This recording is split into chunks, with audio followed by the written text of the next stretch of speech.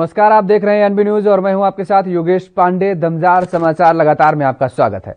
Delhi police के special cell की टीमें सोमवार शाम को राष्ट्रीय राजधानी दिल्ली और गुरुग्राम स्थित ट्विटर इंडिया के दफ्तर पहुंची। माना जा रहा है कि टीम के अधिकारी टोलकिट मामले में ट्विटर के दफ्तरों पर छापेमारी कर रहे हैं और ये छापेमारी दिल्ली के लाडो सराय और गुरुग्राम में स्थित दफ्तरों में चल रही है।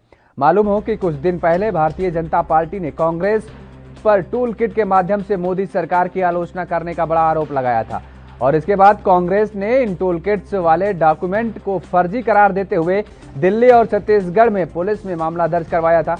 वहीं बाद में ट्विटर ने बीजेपी के प्रवक्ता संबित पात्रा द्वारा टूल किट को लेकर किए गए ट्वीट को मैनिपुलेटेड मीडिया बताते हुए इसका टैग लगा दिया था।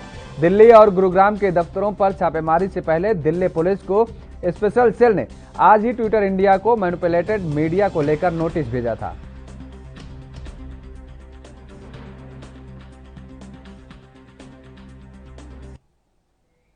यास तूफान ने अब बड़े आकार के चक्रवाती तूफान का रूप धारण करना प्रारंभ कर दिया है। दरअसल अंडमान के करीब में आगे बढ़ते हुए यह निम्न दबाव अब उड़ीसा की तरफ बढ़ रहा है और इस बीच पश्चिम बंगाल में भी एनडीआरएफ तैनात कर दी गई है और एनडीआरएफ की कंपनियों को इस तूफान का मुकाबला करने के लिए तैनात किया गया है। ऐसा इसलिए भी किया गया है क्योंकि मौसम वैज्ञानिक मान रहे हैं कि तट से टकराने के बाद तूफान की गति बढ़कर 185 मील प्रति घंटे तक हो सकती है। तूफान के सीधे दायरे में आने वाले इलाकों में अलावा भी आसपास पड़ोस के इलाकों में इनसे यास तूफान की वजह से तेज हवाएं चलेंगी और बारिश होगी। एहतियात के तौर पर इन उड़ीसा और पश्चिम बंगाल के सभी मछुआरों को समुद्र से वापस बुलाया गया है।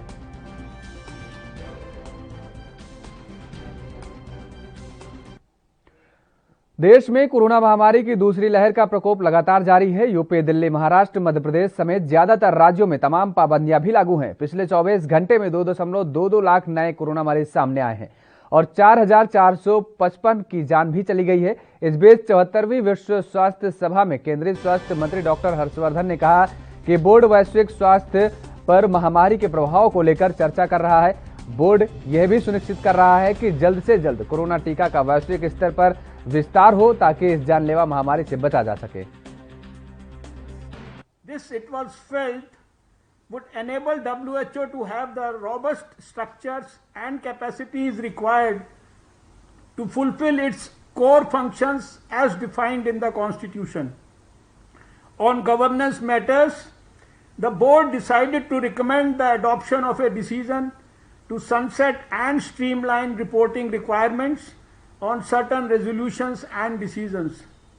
It also recommended that the 74th World Health Assembly adopt a decision to welcome the Secretariat's support of initiatives that celebrate the date of 30th January as a day dedicated to neglected।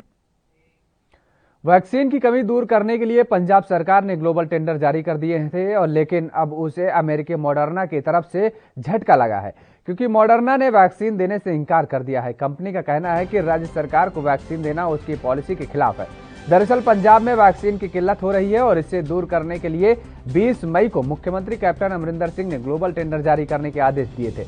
इसके लिए अमेरिकी company Moderna, Pfizer, Johnson and Johnson और Sputnik से संपर्क किया गया था। इस पर बाकी कंपनियों से अभी कोई जवाब नहीं आया है, लेकिन मॉडर्ना ने वैक्सीन देने से इनकार कर दिया है। मॉडर्ना का कहना है कि राज्य सरकार को वैक्सीन देना उसकी पॉलिसी के खिलाफ है। कंपनी सिर्फ भारत सरकार को ही वैक्सीन दे सकती है। बता दें कि पंजाब सरकार ने वैक्सीन की करीब 50 लाख डोज की कमी की जानकारी दी थी और इनमें से 30 लाख डोज तो 18 से 44 साल के लोगों के लिए चाहिए। वैक्सीन की कमी की वजह से 45 साल से ऊपर के लोगों का वैक्सीनेशन प्रोग्राम भी प्रभावित हो रहा है। वैक्सीन की कमी होने की वजह से पिछले 3 दिनों से 45 साल से ऊपर के लोगों को वैक्सीनेशन नहीं हो पा रहा।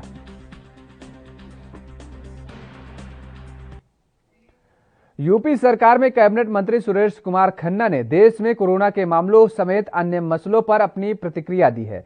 आइए सुनाते हैं आपको यूपी सरकार में कैबिनेट मंत्री सुरेश खन्ना ने क्या कुछ कहा। मात्र 3,10,783 से केसेस घटकर आज 76,703 मामले सक्रिय रह गए। ये अपने आप में बड़ी गिरावट है। 2,34,000 केसेस 30 तारीख से अब तक कम हो चुके हैं। जहां तक एक्टिव केस का सवाल है, पॉजिटिव केसेस का सवाल है, 24 अप्रैल को 38,055 केस थे, आज 3,981 केसेस रह गए। तो सरकार की सक्रियता के कारण और लगातार मॉनिटरिंग के कारण ये कोरोना की महामारी का प्रकोप दिन प्रतिदिन सीमित होता जाता है। जहाँ तक टेस्टिंग का सवाल है कि आज 3,26,000 टेस्ट हुए और केवल हमारा पॉजिटिविटी रेट आज का केवल 1%। और जहाँ तक रिकवरी रेट है वो 94.3% और केस फैटेलिटी रेट है 1.2%। तो कोरोना की महामारी से लगातार निजात दिलाने की कोशिशों में मैं समझता हूं कि सरकार को काफ़ी कुछ इसमें सफलता मिली है और आगे भी हम उम्मीद करते हैं कि लगातार ये केसेस को हम मिनिमाइज करने में सफल होंगे, क्योंकि हमारा पूरा ध्यान, पूरा फोकस इसी बात पर है कि जिन लोगों को ज़्यादा से ज़्यादा टेस्टिंग हो, जिन लोगों को होम आइसोलेशन की आवश्यकता हो उनको होम आइसोलेशन, और जिन लोगों को अस्पताल में भेजने की आवश्यकता हो वहाँ अस्पताल भेजकर उनको ट्रीट किया जा सके। सरकार पूरी तरीके से सक्रिय है। माननीय मुख्यमंत्री जी रोज इस संबंध में समीक्षा करके निर्देश देते हैं। हमारा ध्यान अब, जैसा कि बताया गया, कि पूरे प्रत्येक मेडिकल कॉलेज में लगभग 100 बेड तैयार करने का है, कि 50 आईसीयू, 50 आइसोलेशन, कि किसी भी तरीके से जो तीसरी लहर की आशंका व्यक्त की जा रही है हम उसकी तैयारी कर रहे हैं।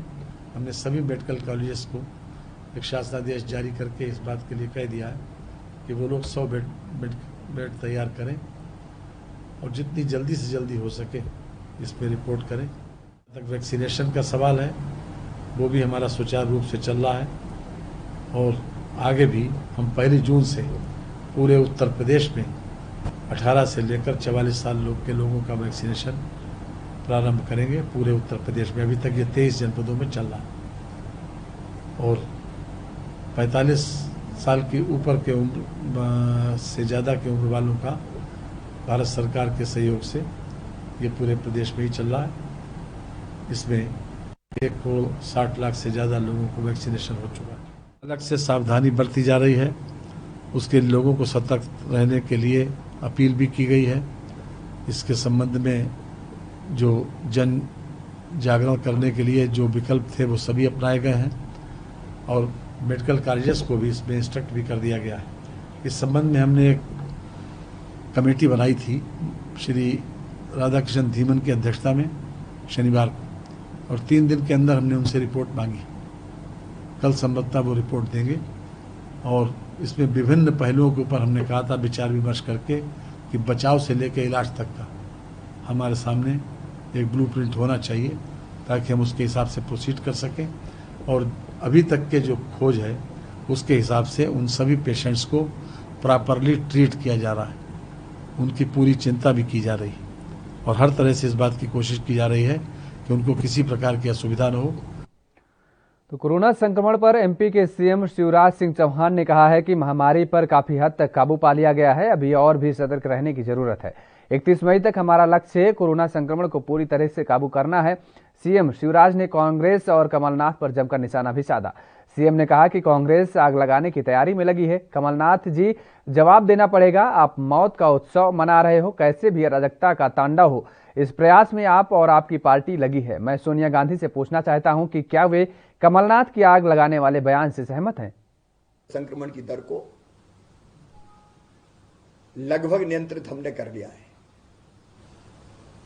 स्वस्थ होने वालों की संख्या लगातार बढ़ रही है। आज भी 7,000 से ज्यादा लोग स्वस्थ होकर अपने घरों पर पहुंचे हैं, जबकि नए पॉजिटिव केस 2,936 आए।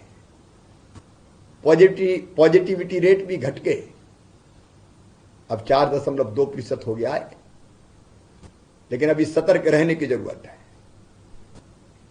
कुछ जिले अब अनलॉक होने लगे हैं, उसके परिणाम भी हमको देखने पड़ेंगे। धीरे धीरे प्रदेश को उस दिशा में ले जाएंगे, लेकिन 31 तक हमारा लक्ष्य संक्रमण को पूरी तरह से काबू में कर लेना।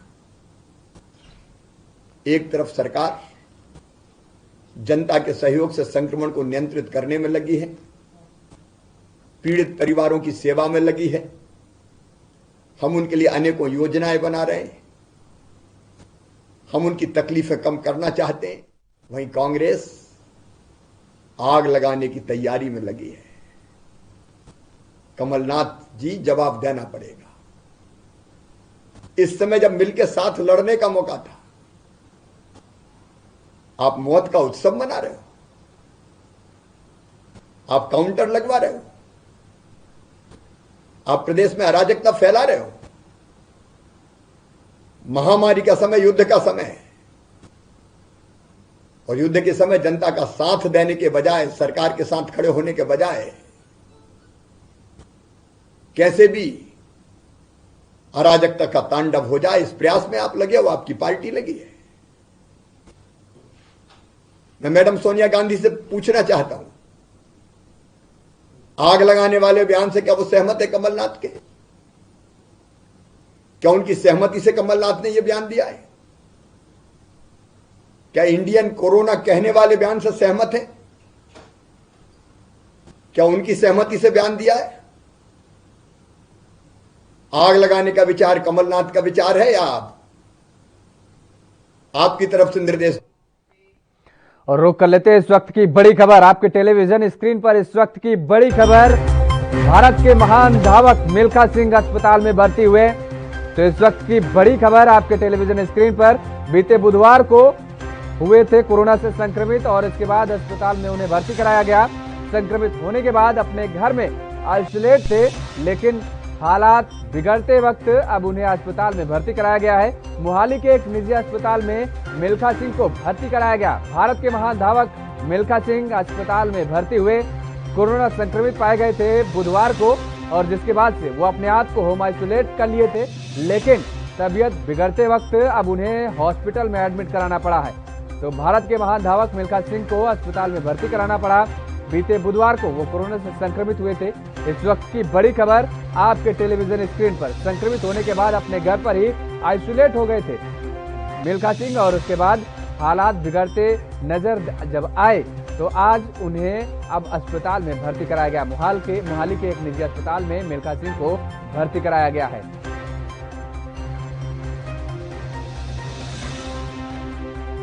इस वक्त की बड़ी खबर, मिल्खा सिंह को अस्पताल में भर्ती कराना पड़ा। भारत के महान धावक है मिल्खा सिंह, जिन्हें अस्पताल में भर्ती कराया गया। बुधवार को वो कोरोना से संक्रमित पाए गए थे, जिसके बाद वो अपने आप को होम आइसोलेट कर लिए थे, और हालात बिगड़ते देखते हुए अब उनको अस्पताल में भर्ती कराना पड़ा। आज मोहाली के एक निजी अस्पताल में मिल्खा सिंह को भर्ती कराना पड़ा। तो मोहाली के एक निजी अस्पताल में भर्ती हुए हैं मिल्खा सिंह।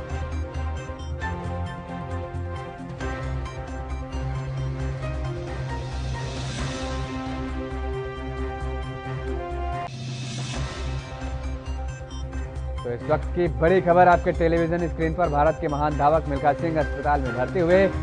मिल्खा सिंह कोरोना संक्रमित पाए गए हैं।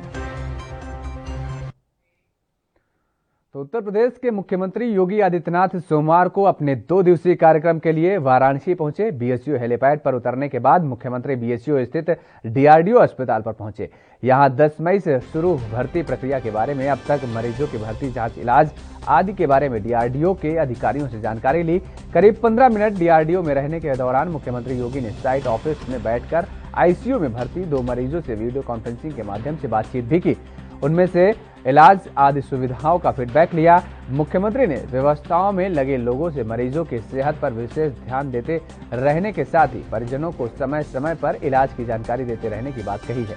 डीआरडीओ अस्पताल से निकलकर मुख्यमंत्री बीएचयू सरसुंदरलाल अस्पताल स्थित पोस्ट कोविड वार्ड को देखने पहुंचे। करीब 10 मिनट रहने के दौरान मुख्यमंत्री योगी आदित्यनाथ ने अस्पताल के पोस्ट कोविड वार्ड में भर्ती ब्लैक फंगस के मरीजों की जांच, इलाज और उन्हें दिए जाने वाले इंजेक्शन की जानकारी ली।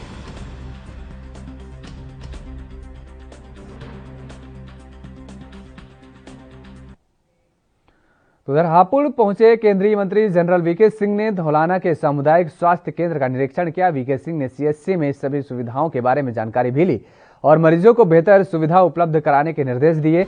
इसके साथ ही वीके सिंह ने कोरोना को लेकर अधिकारियों के साथ वार्ता भी की और उन्होंने धौलाना सीएचसी को 6 ऑक्सीजन कंसंट्रेटर भी उपलब्ध कराए, जिससे अस्पताल में भर्ती मरीजों को किसी प्रकार की कोई परेशानी न हो सके और ग्रामीण क्षेत्रों में भी कोरोना के संक्रमण को रोका जा सके।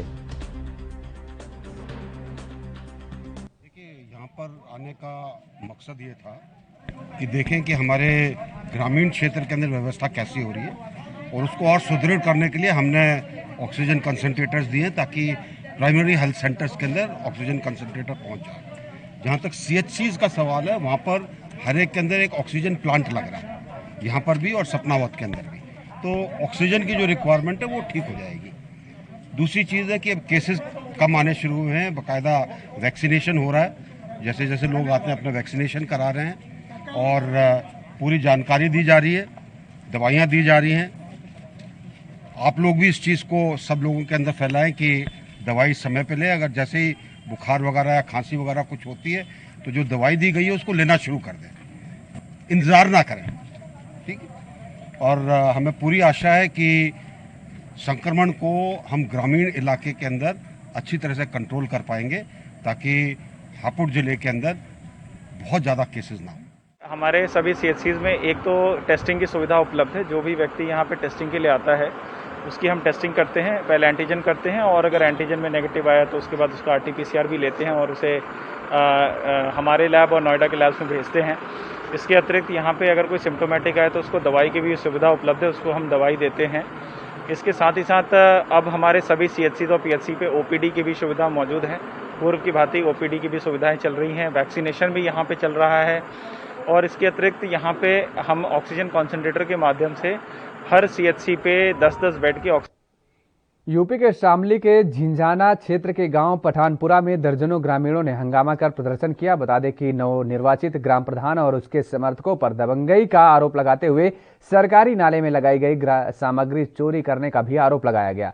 इतना ही नहीं, जब ग्रामीणों ने इसका विरोध किया तो आरोपियों ने ग्रामीणों के साथ गाली गलौज भी की और पीड़ितों के खिलाफ थाने पर रिपोर्ट भी दर्ज करा दी।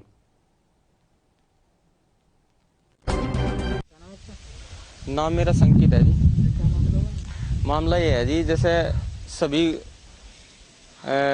ग्राम पंचायतों में सरकार द्वारा सफाई अभियान चल ही रहा है, ठीक है। उस दौरान हमारे गांव में भी सफाई अभियान चल रहा था, तो सफाई करते करते इन्होंने जो है यहाँ पे नाले की ईंटें उखाड़ के अपनी प्लॉट में लगाई और यहाँ से आगे से स्लेब भी उठाए इसमें से, और हरे मतलब कि जहाँ पे भी स्लेब लगे हुए हैं नाले के ऊपर, वहीं पे इन्होंने अपनी दबंगगिरी दिखाई है, ठीक है। कहीं ये योगिंदर है जी। मामला ये है जी, देखो ये नाला है यहाँ पे, ये प्रधान ग्राम से सफाई अभियान चल रहा था और यहाँ का एक दबंग आदमी है जोगिंदर, उसने ये नाला साफ हुआ, 2 स्लेब उठा के ले गया और यहाँ से ईंटें फाड़ के अपने प्लॉट में ले जाके डाल दी उसने। जो हमने महिलाओं ने उसका विरोध किया, गाँव वालों ने, तो उसने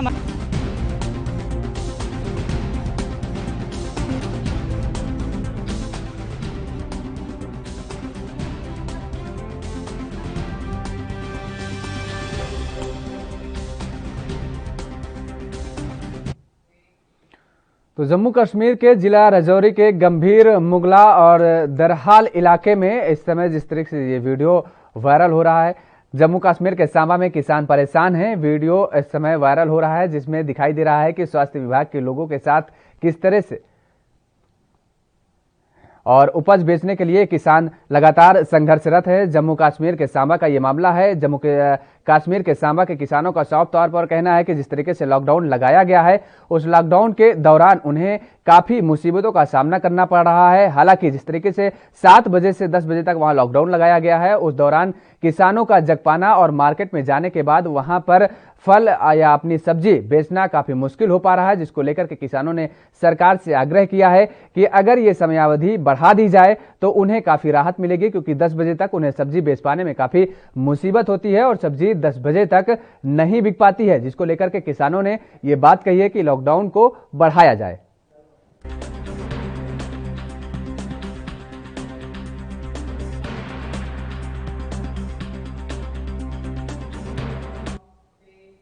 तो कोरोना महामारी में हर व्यक्ति के लिए इलाज सुनिश्चित करने का मुख्यमंत्री मनोहर लाल के संकल्प का असर अब दिखाई देने लगा है। दरअसल पिछले महीने से लेकर इस महीने के मध्य तक कोरोना ने जो खौफ पैदा किया था वह अब निरंतर कम होता दिखाई दे रहा है। गरीब परिवारों के लिए ये तो खौफ दोहरी मार कर देने वाला था, क्योंकि एक तरफ जन की आय सीमित यानी बंद हो गई है और दूसरी तरफ बीमारी के हालत में वे इलाज का खर्च भी नहीं उठा सकते थे।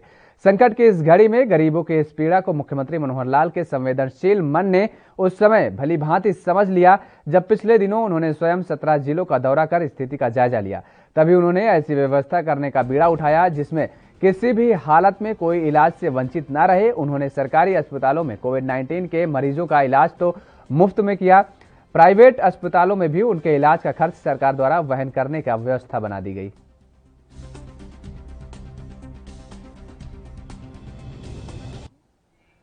पंजाब पुलिस के कर्मचारियों के गलत कारनामों का वीडियो अक्सर वायरल होते हुए देखे होंगे, लेकिन पंजाब पुलिस में तैनात सभी कर्मचारी एक जैसे नहीं होते और ये सच कर दिखाया है मोगा के एसएसपी दफ्तर में तैनात हवलदार जसवीर सिंह ने, जो कि पिछले 4-5 सालों से मोगा पुलिस, मोगा वासी और एनआरआई के सहयोग से एक वृद्ध आश्रम को चला रहा है और ड्यूटी के साथ साथ वह अपने साथियों के साथ लेकर इन बुजुर्गों की सेवा करते हैं। वो बुजुर्ग हैं जिनका अपना सब कुछ होते हुए भी कोई नहीं है और हवलदार जसवीर सिंह अब उनका सहारा है। वहीं इस आश्रम में 3 ऐसे बुजुर्ग हैं जिनके बारे में कोई जानकारी ही नहीं है। देखिए, हर एक डिपार्टमेंट दे विच 2-3% इंसान हुंदे इस तरह दे जिहड़े उस डिपार्टमेंट नूं बदनाम करते हैं। जे कह दईए असीं सारे दी सारी पंजाब पुलिस जां सारे दे सारे डिपार्टमेंट सही आ, 2-4% डिपार्टमेंट दे विच जरूर इदां दे आंसर हुंदे आ जिहड़े गलत हरकतां करदे आ। ते साडे दा पंजाब पुलिस मोगा बहुत वधिया मतलब कि सरदार हरमनवीर सिंह ਗਿੱਲ एसएसपी मोगा जी की रहनमई हेठ बहुत वधिया ड्यूटी सारे निभा रहे हैं। अज तक किसी तरह की कोई भी समस्या नहीं आएगी। तो मैं एसएसपी साहब का बहुत बहुत धन्नवाद करदा गा जिन्हां ने मैनू बहुत मान सन्मान भी दिता है सेवा करके। तो बहुत वधिया उन्होंने मैनू सहयोग मिल रहा तो असीं दिन दुगनी रात चौगनी करके सेवा निभा रहे हैं। तो बाकी मैं अपनी ड्यूटी 5 वजे तो बाद बंद करके इत्थे आश्रम दे विच आ जाना गा। ते आश्रम दे यूपी की राजधानी लखनऊ में वैक्सीनेशन सेंटर तेजी से बढ़ाए जा रहे हैं। लखनऊ विकास प्राधिकरण में भी वैक्सीनेशन सेंटर शुरू हुआ है। वहीं प्राधिकरण में काम करने वाले कर्मचारी और उनके परिवार का वैक्सीनेशन किया जाएगा। लखनऊ विकास प्राधिकरण का जायजा लेने डीएम और एलडीएवीसी पहुंचे। उन्होंने प्राधिकरण के कर्मचारियों से मिलकर समस्याएं भी पूछी।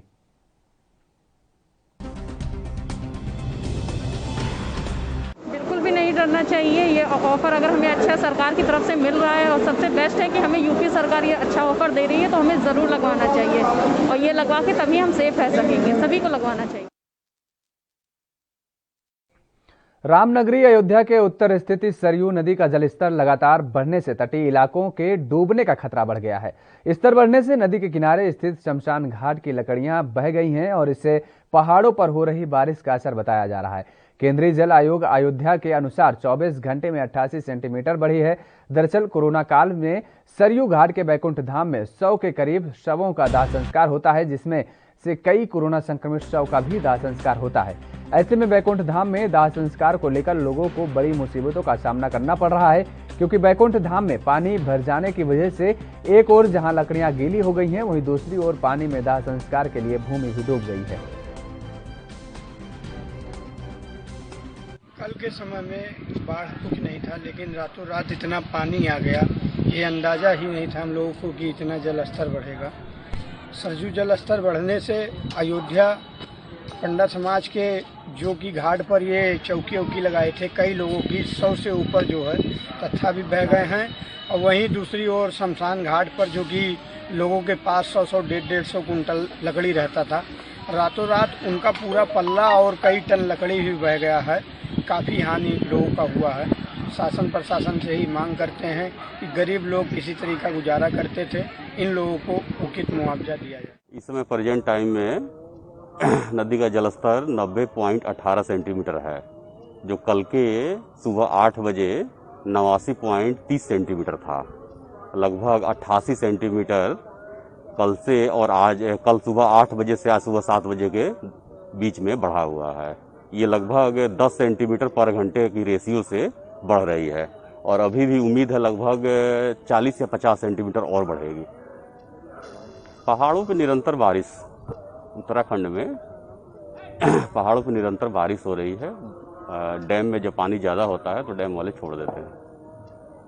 अभी तक ऐसी कोई उम्मीद नहीं थी कि इतना ज़्यादा पानी बढ़ेगा और अभी फ़िलहाल तो नॉर्मल है। अभी तो खतरे के निशान से अभी काफ़ी नीचे चल रही है। अभी हमारे यहाँ 92.700।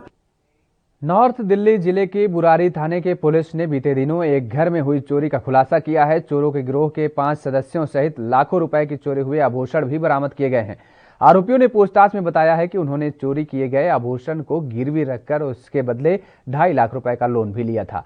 पुलिस ने इनके पास से सोने के आभूषणों सहित 13 चांदी के सिक्के, एक मोबाइल फोन और वारदात में शामिल एक मोटरसाइकिल भी बरामद की है। यूपी में मिर्जापुर के सरकारी अस्पताल में गर्भवती महिला की डिलीवरी के लिए अस्पताल के कर्मचारियों ने पैसे मांगे और 1500 रुपए लेने के बाद डिलीवरी करवाई, लेकिन डिलीवरी के बाद बच्चे को ऐसे ही छोड़ दिया। वहीं डिलीवरी के बाद महिला भी रात भर दर्द से कराहती रही, लेकिन किसी ने उसकी मदद नहीं की। पीड़ित महिला की कहानी सोशल मीडिया के माध्यम से वायरल हुई, जिसके बाद से स्वास्थ्य महकमे में हड़कंप मच गया। फिलहाल मामले की जांच डीएम ने सिटी मजिस्ट्रेट को सौंप दी है। मेरे बगल के थे ये लोग, जमुना जी और ममता, बहुत ही गरीब और मजदूर वर्ग के लोग हैं। डिलीवरी करवाने कल आए थे दोपहर में 1-2 बजे। तो पहले कहा गया कि नहीं पैसा चाहिए तब हाथ लगाएंगे। 3000 डिमांड थी, 1500 में बात तय हुई, तब इन लोगों ने बच्चा पैदा करवाया। तो उसके बाद बच्चा सीरियस था, ICU में देने के लिए कहे तो वहाँ पे भी 500 मांगे तो वहाँ 250 दिए गए। इस तरह से यहाँ हर टेबल पर पैसे की डिमांड हो रही है और भी मरीजों के साथ हो रहा है और कहा जा रहा है कि जब तक पैसा नहीं दोगे हाथ नहीं लगाएंगे। यहाँ रुकते हैं एक छोटे से ब्रेक के लिए। ब्रेक के बाद फौरन हाजिर होते हैं।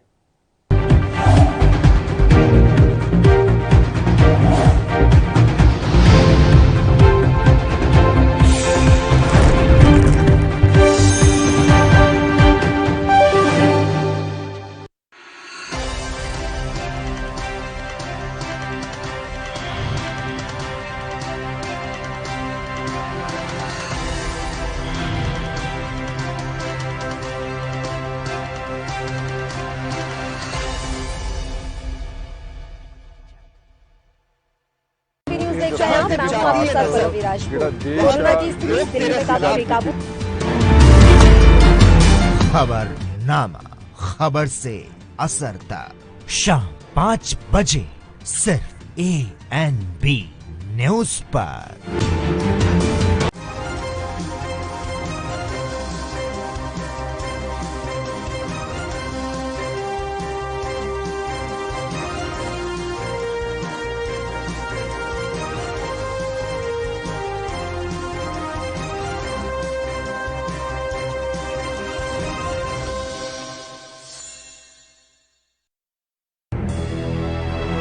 लखनऊ से लेकर चंडीगढ़ तक, मुंबई से लेकर रायपुर तक, क्या है राजनीति की हलचल, क्या है समाज का मिजाज।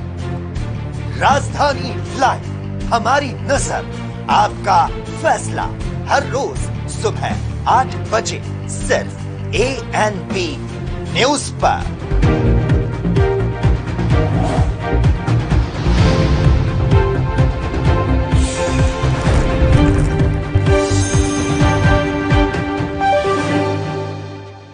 ब्रेक के बाद स्वागत है। खबरों में आगे बढ़ेंगे। अमेठी के में अपराधियों के हौसले दिनों दिन बुलंद होते जा रहे हैं। आए दिन आपराधिक घटनाओं से यूपी के सड़कों पर दबंग अपनी दबंगई दिखाने से बाज नहीं आ रहे हैं। ताजा मामला अमेठी के मुसाफिर खाना कोतवाली क्षेत्र के कस्बा स्थित गांधी पार्क का है, जहां पुलिस से बेखौफ दबंगों ने दिन दहाड़े कॉस्मेटिक की दुकान पर अवैध असलहे के साथ हमला और फायरिंग करते हुए तोड़फोड़ की। सूचना पर मौके पर पहुंचे पुलिस ने CCTV फुटेज के साथ मामले की जांच में जुट गई।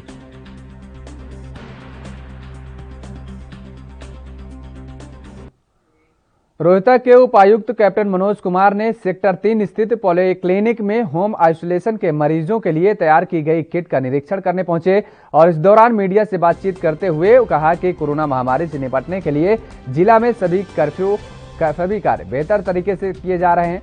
उन्होंने कहा कि जिला की स्थिति संतोषजनक है, सब कुछ ठीक चल रहा है, किसी को चिंता करने की कोई जरूरत नहीं है। उन्होंने ये भी कहा कि जिला में किट के अलावा बिस्तर, ऑक्सीजन और दवाइयां पर्याप्त मात्रा में उपलब्ध हैं और धरातल पर किए जा रहे कार्यों का निरीक्षण करने के लिए वह आज पॉलीक्लिनिक पहुंचे थे ताकि वास्तविकता का पता लग सके।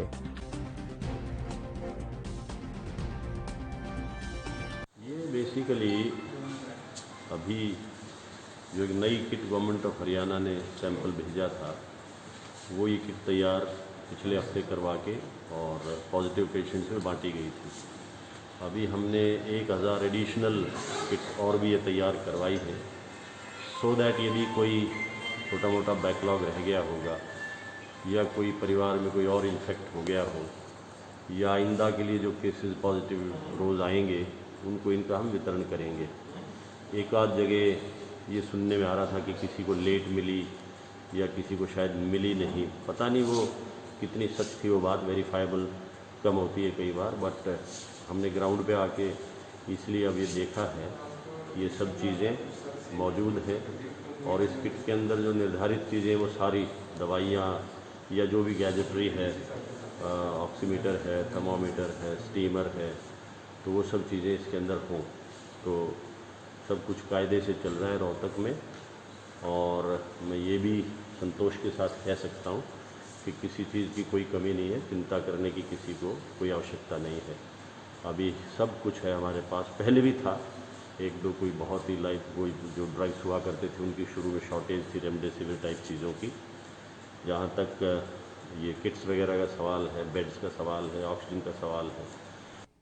कोरोना कर्फ्यू के दौरान संभल में कानून व्यवस्था चौपट हो चुकी है। पुलिस भी चुनावी झगड़ों को सामान्य मामलों में मिनिमाइज कर चुनावी रंजिशों को छुपाने में लगी है। इस कारण लगातार संघर्ष और हत्या भी हो रही हैं। लगातार झगड़ों के बीच अब झगड़े और पथराव का एक और वीडियो वायरल हुआ है। झगड़े और पथराव का मामला गुन्नौर थाना के गांव गड़बारा का बताया जा रहा है, जहां दो पक्षों में पथराव हुआ। वहीं पुलिस का कहना है कि 3 लोग झगड़े में घायल भी हुए हैं। दोनों पक्षों के बीच 5 लोगों के खिलाफ शांति भंग की आशंका में कार्रवाई की गई है।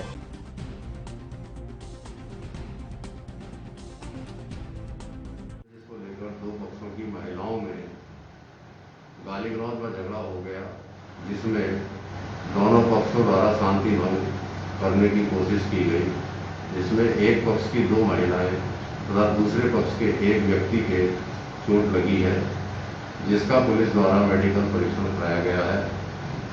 शांति व्यवस्था की दृष्टि से एक पक्ष के 3 व्यक्ति तथा दूसरे। कोरोना महामारी से देश भर में जनजीवन अस्त व्यस्त है। इस महामारी से निपटने के लिए कोरोना वैक्सीन को एकमात्र मजबूत हथियार माना जा रहा है। जगह जगह वैक्सीनेशन कैंप लगाए जा रहे हैं और इसी कड़ी में अब अंबाला शहर के विधायक अश्विन गोयल भी जमीनी स्तर पर लोगों को जागरूक करते नजर आए। स्वास्थ्य विभाग ने आज अंबाला शहर नगर निगम में वैक्सीनेशन कैंप लगाया, जहां विधायक ने लोगों को वैक्सीन लगवाने के लिए जागरूक भी किया।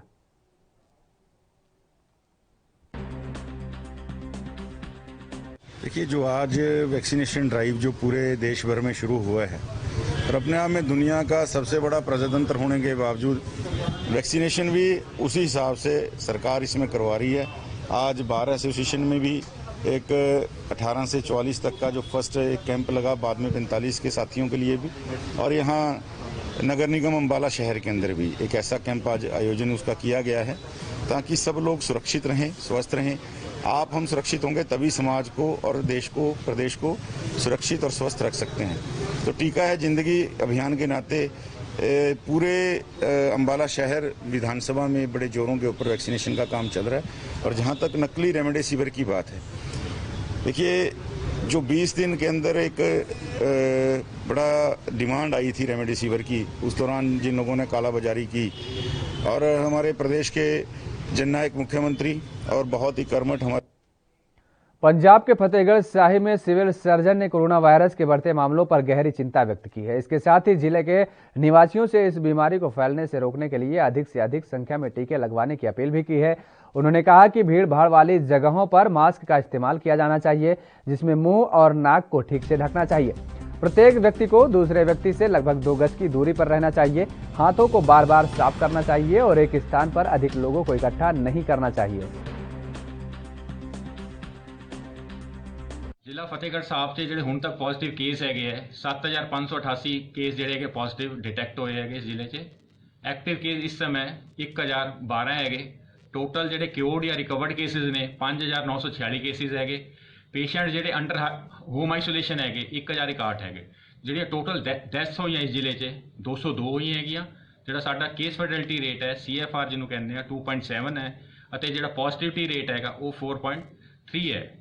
ਰਿਕਵਰੀ ਰੇਟ ਜਿਹੜਾ ਹੈਗਾ ਸਾਡੇ ਕੋਲ ਇਸ ਟਾਈਮ 83.8 ਹੈ। ਇਸ ਦੇ ਇਲਾਵਾ ਸਾਡੇ ਕੋਲ L2 ਤੇ L3 ਫੈਸਿਲਿਟੀਜ਼ ਬਣੀਆਂ ਹੋਈਆਂ ਹੈਗੀਆਂ। L2 ਦੇ ਅੰਦਰ ਜਿਹੜੇ ਸਰਕਾਰੀ ਹਸਪੀਟਲ 3 ਹੈਗੇ ਉਸ 'ਚ district hospital Fatehgarh Sahib, CSE Chanarthal ਅਤੇ CSE ਖੇੜਾ। ਟੋਟਲ ਜਿਹੜੇ ਬੈੱਡਸ ਹੈਗੇ ਗਵਰਨਮੈਂਟ ਹਸਪੀਟਲ L2 ਦੇ 90 ਹੈਗੇ। ਇਸ ਦੇ ਇਲਾਵਾ ਸਾਡੇ ਕੋਲ 7 ਜਿਹੜੇ ਪ੍ਰਾਈਵੇਟ ਹਸਪੀਟਲ ਹੈ ਉਹ ਵੀ L2 ਦੇ ਪੇਸ਼ੈਂਟ ਐਡਮਿਟ ਕਰ ਰਹੇ ਨੇ। ਇਹ ਜਿਹੜੇ ਟੋਟਲ ਬੈੱਡਸ ਪ੍ਰਾਈਵੇਟ हॉस्पिटल ਦੇ 50 है। इसके अलावा साढ़े को एक प्राइवेट हॉस्पिटल है। उत्तर प्रदेश के मुरादाबाद जनपद के कटघर थाना इलाके से मॉब लिंचिंग का एक वीडियो सोशल मीडिया पर इस समय तेजी से वायरल हो रहा है। वायरल वीडियो में कुछ गौरक्षा से जुड़े हुए लोग एक युवा को पीट लेते हुए नजर आ रहे हैं और मारपीट कर रहे हैं। मारपीट की घटना का वीडियो जैसे ही वायरल हुआ तो सपा सांसद डॉक्टर ST हसन ने मामले का संज्ञान लेते हुए मारपीट करने वालों के खिलाफ कार्रवाई की मांग की है। जिसके बाद हरकत में आई मुरादाबाद पुलिस ने मारपीट करने वालों में 6 लोगों को नाम दर्ज कर लिया है और कुछ अज्ञात लोगों पर भी गंभीर धाराओं में FIR दर्ज की है। पंजाब के गुरदासपुर में हरगोविंदपुर विधानसभा क्षेत्र में चुनाव विवाद को लेकर पूर्व पार्षद और मौजूदा पार्षद के बीच हाथापाई के बाद स्थिति तनावपूर्ण हो गई है। वहीं इस बात का खुलासा करते हुए पूर्व पार्षद संदीप भल्ला ने बताया है कि वह रोज की तरह अपने भट्ठे पर बैठा था, तभी वर्तमान पार्षद नवदेव सिंह पन्नू अपने साथियों के साथ आए और मुझ पर हमला कर फायरिंग करने लगे, जिसमें मेरे साथ काम करने वाला एक लड़का घायल हो गया है। वही मामले में DSP ने बताया है कि हम मामले की जांच कर रहे हैं और जो भी तथ्य सामने आएंगे उसके अनुसार आगे की कार्रवाई की जाएगी। तकरीबन 2:15-2:30 बजे का टाइम सी। नगर कौंसल का मौजूदा प्रधान नवदीप सिंह पन्नू अपने साथियों समेत गालां कढ़दा होया मेरे भट्ठे ते आया।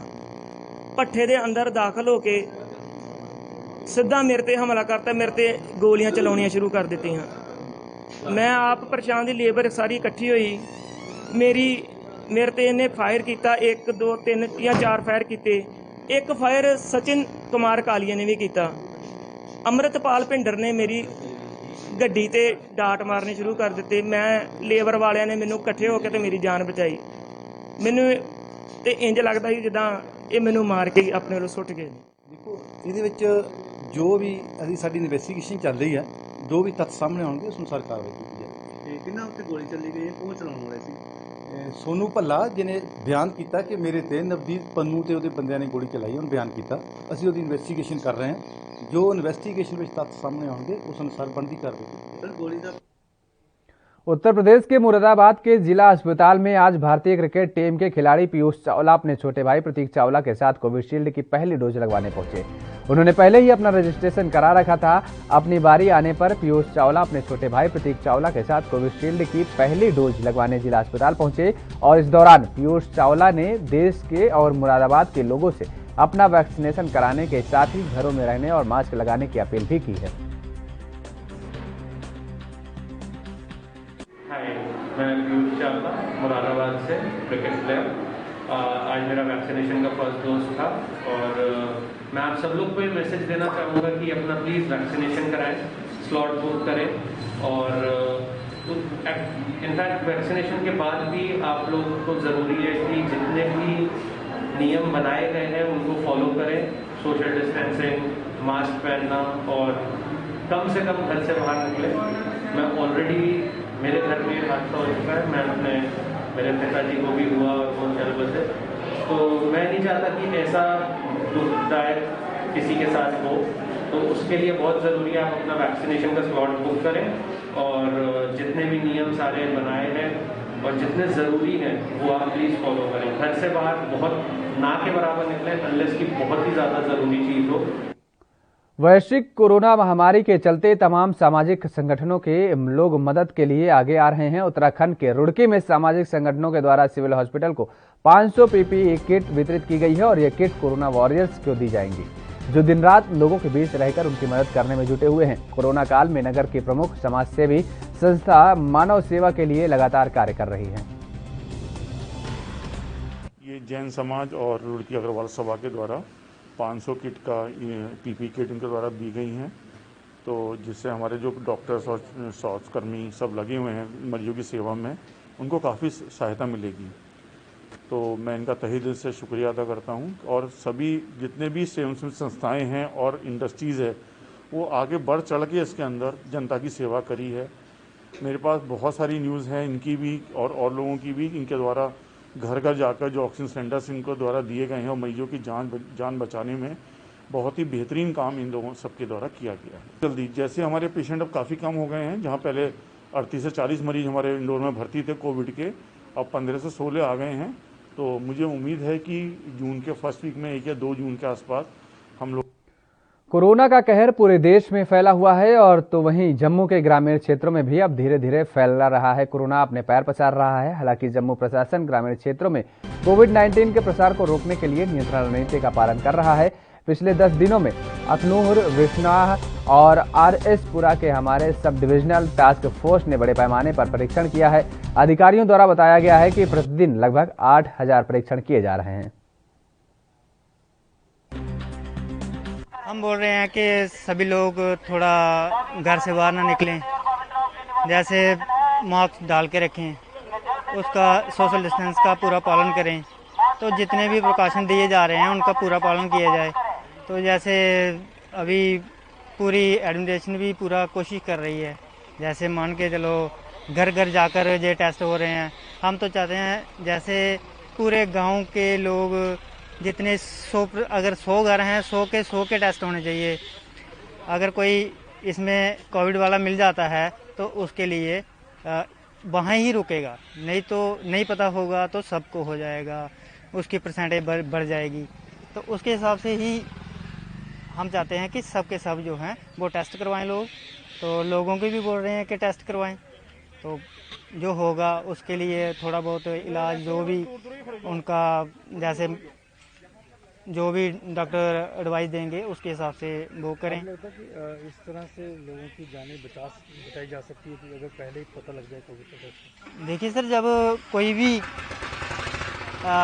भी बंदा बीमार होगा तो उसका पता चलेगा बीमार, तो तभी इलाज होगा ना। जब बीमार का पता ही नहीं होगा तो इलाज किस चीज़ का। देखिए, government of Jammu and Kashmir का जो एक मिशन है कि खासकर मैं रूरल एरियाज़ की बात करूंगा, यहाँ के लिए बड़ा एग्रेसिवली हम जो हैं टेस्टिंग कर रहे हैं। गांव-गांव में जाके टेस्टिंग हो रही है और जो जिस एरिया में या जिस घर में हमारा कोई एक पॉजिटिव जो ट्रैक होता है वहाँ पर तो हम 100% टेस्टिंग वगैरह कर रहे हैं। उसके बाद हमारी मेडिकल की टीम हमारे साथ में है, हमारे पुलिस एडमिनिस्ट्रेशन हमारा साथ दे रही है, माइक्स लगाई हैं हमने, हम PRIs का सहारा ले रहे हैं, नंबरदार का सहारा ले रहे हैं, चौकीदार का सहारा ले रहे हैं। कोशिश कर रहे हैं हम कि घर घर से हर कोई आके टेस्टिंग करवाए।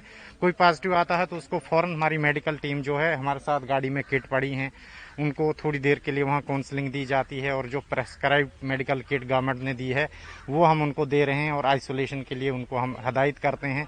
शाम को ये जब डाटा चला जाता है उसके बाद हमारी आशा वर्कर जो विलेज लेवल पे हेल्थ का इश्यूज़ देखती है वो भी घर घर जाके उनको पढ़ा रही हैं किस तरह से रहना है। बेसिकली हमारा ये है कि हम इस एरिया रूरल एरिया में ये देख रहे हैं कि ज़्यादा से ज़्यादा लोग जो हैं वो टेस्ट करवाएं और कम से कम हमें बाहर सामने आए कि कितने लोग पॉजिटिव हैं, कितना क्या है। तो इसके लिए हमारी कोशिश जारी है। इसी के तहत ऐसी कोशिश करने से लोगों की जानें बचाई जा सकती है। देखिए, सबसे बड़ा मिशन तो यही है कि कम से कम लोगों की जानों को बचाया जाए, इसीलिए ये सारा हो रहा है। और हम आज 15 या 20 दिन से लगातार जो है रूरल एरियाज में यही काम कर रहे हैं, टेस्टिंग का काम हो रहा है। हम सबसे पहले तो DC जम्मू का बहुत बहुत धन्यवाद करते हैं कि एडमिनिस्ट्रेशन की तरफ से जो भी कैंप लगाए जा रहे हैं हर पंचायत में। हम मड की बात करते हैं क्योंकि मैं मड से रिलेटेड हूँ। तो मड में हमारे हर पंचायत में 15 दिन से लगातार कोविड टेस्ट चल रहे हैं। इसमें हमारा प्रशासन जो है रेवेन्यू डिपार्टमेंट, हेल्थ डिपार्टमेंट और पुलिस डिपार्टमेंट तीनों मिलके काम कर रहे हैं। उनके अलावा जो हमारे सरपंच पंच हैं, हमारे जो सोशल वर्कर हैं, हम लोगों को अवेयर कर रहे हैं कि ये टेस्ट कोविड टेस्ट करवाएं। घर घर में कोशिश यही रहती है कि हर घर से 1-2 बंदा जरूर निकले टेस्ट के लिए, क्योंकि ये टेस्ट बहुत जरूरी है। अगर हम इस बात को छुपाएंगे कि घर में कोई फीवर है, किसी को बुखार है, तो हमें ऐसा नहीं करना। हम लोगों को समझाते हैं कि अगर किसी को थोड़ा सी भी प्रॉब्लम है तो वो टेस्ट करवाए, ताकि टेस्ट करने ये होता है कि अगर कोई बंदा एक पॉजिटिव आता है घर में तो बाकी जो लोग हैं वो सेफ रहेंगे। और अगर कोई टेस्ट के दौरान पॉजिटिव आता है तो उसमें ये रहता है कि मेडिकल की तरफ से उन्हें किट दी जा रही है, उनको अवेयर किया जा रहा है कि सैनिटाइज करें, घर में रहें, अकेले किसी रूम में रहें, क्योंकि हॉस्पिटल जाने से। वक्त हो चला एक और छोटे से ब्रेक का। ब्रेक के बाद फौरन हाजिर होते हैं।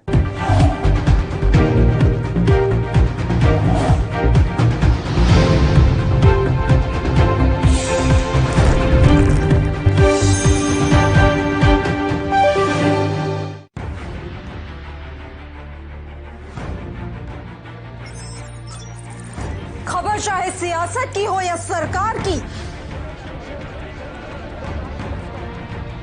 खबर चाहे भ्रष्टाचार की हो या गुनहगार की, दिन भर में क्या रहा देश जगत का हाल, किस मुद्दे ने बनाई किसकी सरकार, रखते हैं हम सब पर नजर, पहुंचाते हैं हम हर खबर। हम हैं ANB न्यूज। राष्ट्र धर्म, रात 8 बजे सिर्फ ANB न्यूज पर। तेज बुखार, खांसी, जुकाम व गले में खराश जैसे लक्षण दिखते ही कोरोना की जांच करानी चाहिए। जांच रिपोर्ट का इंतजार किए बिना अपने चिकित्सक से परामर्श कर दवाओं का सेवन शुरू कर देना चाहिए। लक्षण दिखते ही जरूरी है कि होम आइसोलेशन का पालन किया जाए, जिससे परिवार के दूसरे सदस्यों में संक्रमण न फैले। घर में भी मास्क पहने, हाथों को साबुन या सैनिटाइजर से साफ रखें और 2 गज की दूरी का पालन करें। कोविड बीमारी में 99% of the time disease mild होती है और सारे 99% पेशेंट जो हैं रिकवर कर जाते हैं। 1% ही ऐसे पेशेंट हैं जिसमें डिजीज सीवियरिटी बढ़ती है और ऑक्सीजन की जरूरत पड़ती है। और ये ऑक्सीजन की जरूरत जो है, जब ऑक्सीजन सैचुरेशन का कट ऑफ 94% से नीचे हो जाता है तब ऑक्सीजन की हमें जरूरत पड़ती है। जब तक हमारा अस्पताल में एडमिशन नहीं होता है हम अपना ऑक्सीजन का स्तर बढ़ा सकते हैं। अगर हम प्रोन यानी कि पेट के बल लेट जाते हैं और सांस लेते हैं गहरी गहरी तो ऐसे में ऑक्सीजन का स्तर 3 से 4% बढ़ जाता है और जितनी बार आप ऐसी प्रक्रिया करते हैं वो यूजफुल होती है। घबराने की नहीं है बात, सरकार खड़ी है साथ।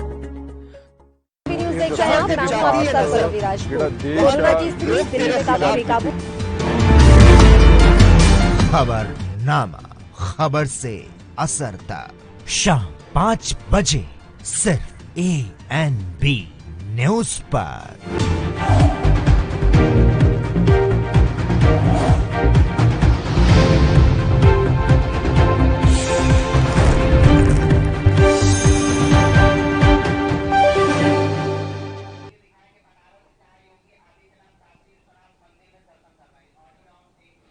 ब्रेक के बाद स्वागत है आप सभी का और सीधे लिए चलते हैं आपको वाराणसी, जहां उत्तर प्रदेश के मुख्यमंत्री योगी आदित्यनाथ बाबा काशी विश्वनाथ मंदिर के परिसर में हैं और ये आप सीधी तस्वीरें देख पा रहे हैं बाबा काशी विश्वनाथ मंदिर की, जहां पर उत्तर प्रदेश के मुख्यमंत्री योगी आदित्यनाथ पूजन अर्चन कर रहे हैं। आपको बता दें कि इसके पहले उन्होंने अधिकारियों के साथ बैठक की है, अधिकारियों के साथ वहां के हालातों का जायजा लिया और उसके बाद अब मुख्यमंत्री योगी आदित्यनाथ सीधे काशी विश्वनाथ मंदिर पहुंचे हैं और वहां पर ये पूजन अर्चन कर रहे हैं। तो इस सीधे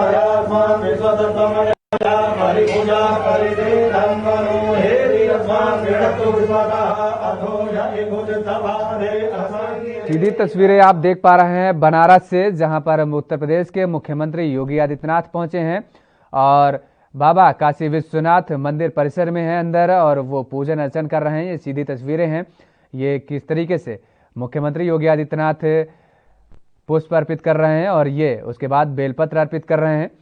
आप सीधी तस्वीरें ये बाबा काशी विश्वनाथ मंदिर के अंदर से देख पा रहे हैं। तो उधर हरियाणा के फतेहाबाद प्रशासन ने ऑड इवन फॉर्मूले पर स्थिति साफ कर दी है। फतेहाबाद जिले के शहरी और ग्रामीण दोनों क्षेत्रों में सुबह 7 से 12 बजे तक ही बाजार खुलेंगे और ऑड इवन के तहत एक दिन सड़क की दाईं ओर और दूसरे दिन बाईं तरफ की दुकानें खुलेंगी। बाईं यानी लेफ्ट साइड की दुकानें सोमवार, बुधवार और शुक्रवार को खुलेंगी, जबकि दाईं यानी राइट साइड की दुकानें मंगलवार, वीरवार और शनिवार को खुलेंगी। इसके लिए बाजारों में नोटिस लगाए जाएंगे। डीसी डॉक्टर नरहरि सिंह बांगड़ ने बताया है कि सभी नगरपालिका, नगर परिषद, ईओ और सचिवों को पत्र जारी कर दिया गया है।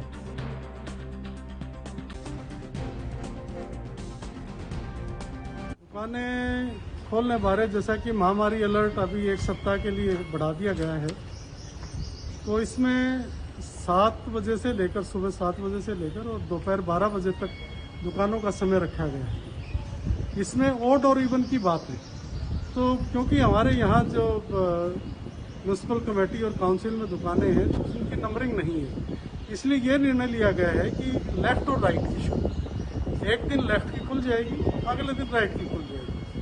तो इस बारे में मैंने सारे ईओज को और सेक्रेटरीज को पत्र लिख दिया है और उनको ये भी कहा है कि वो मौके पर जाकर भी वहाँ अखबार उस पर कागज़ के ऊपर लिखा हुआ लगाएं कि ये लेफ्ट है और ये लेफ्ट वाली सोमवार को, बुधवार को और शुक्रवार को दुकानें खुलेंगी और जो राइट वाली शॉप्स हैं वो फिर मंगलवार को, वीरवार को और शनिवार को खुलेंगी।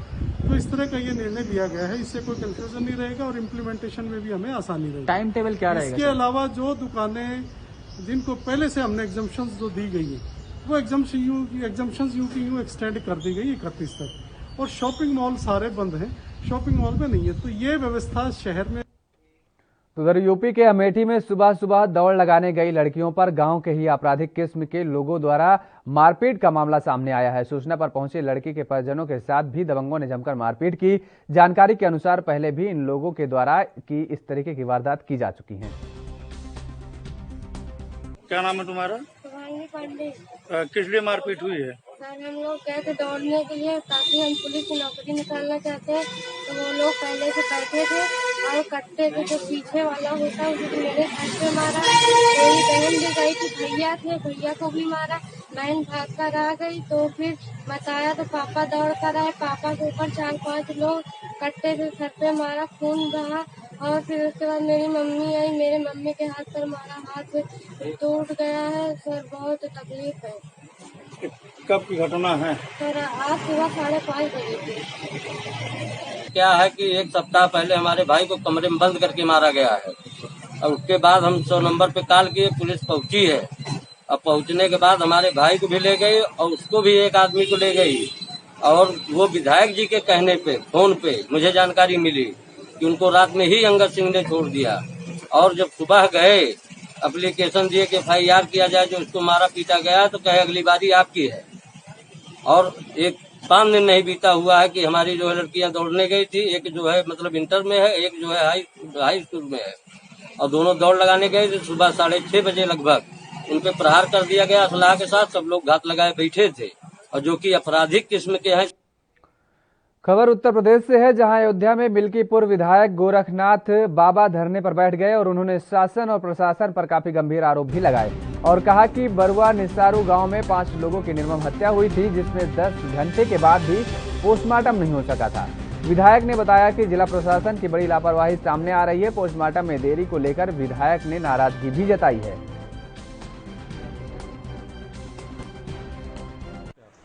इसमें हम बहुत नाराज हैं। 12 बजे से मैं यहाँ खुद बैठा हूँ, उस परिवार में कोई आदमी नहीं बचा। उसके परिजन के लड़की के पिताजी यहाँ पर बैठे हैं। मैं 12 बजे आ गया हूँ, तब से कोई ऐसा आला अधिकारी है जिससे मैंने निवेदन नहीं किया कि आप पोस्टमार्टम करा दो। पता नहीं कौन सी ऐसी कठिनाई है कि पोस्टमार्टम नहीं करा रहे हैं लोग। विषय ये नहीं, विषय है इतनी बड़ी घटना हुई पूरे ज़िले में। आज तक के इतिहास में किसी भी परिवार के 5 जनों की निर्मम हत्या नहीं हुई है। पूरा शासन प्रशासन मानवता विहीन है, सबकी आत्माएं मर गई हैं। एक प्रतिनिधि मंडल इस परिवार के साथ होना चाहिए था। एक सिपाही के अलावा कोई यहाँ दिखाई नहीं पड़ा। मैं शासन सत्ता का विधायक होते हुए 12 बजे से बैठा हूँ। तो उत्तर प्रदेश के आगरा में पुलिस की लापरवाही ने एक युवती की जान ले ली है। आपको बता दें कि मामले में पड़ोसी युवक ने सोशल मीडिया पर युवती के अश्लील फोटो और वीडियो वायरल कर दिए थे। इसके बाद युवती के पिता ने एक सप्ताह पूर्व में आरोपी पर मुकदमा दर्ज कराया था, लेकिन पुलिस 5 दिन बाद भी किसी को गिरफ्तार नहीं कर पाई, जिससे आहत होकर युवती ने आत्महत्या कर ली। तो वहीं अब इस मामले में पुलिस अधिकारियों का कहना है कि युवती के शव का पोस्टमार्टम कराया गया है और मुकदमा दर्ज हो चुका है।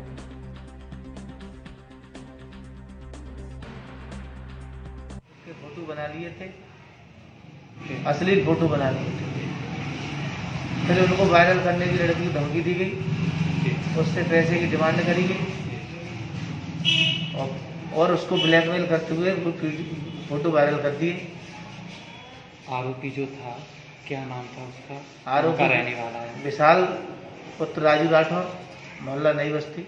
19/5/2021 को थाना एतमादपुर पर वादी द्वारा एक सूचना प्राप्त कराई गई, जिसमें बताया गया कि इनकी जो पुत्री है उसको कोई एक लड़का है विशाल नाम का, उसने कोई बहला फुसलाकर जबरदस्ती कुछ उनके अश्लील फोटोज निकाल लिए हैं और वो ब्लैकमेल कर रहा है, साथ के साथ वायरल करने की धमकी दे रहा है और भी कई चीज़ें लिखवाई गई थी, जिस पर तत्काल थाना एतमादपुर में मुकदमा पंजीकृत कर लिया गया। धारा 354, 452, 500, 504, 506, पॉक्सो 7/8, SC/ST एक्ट 325A।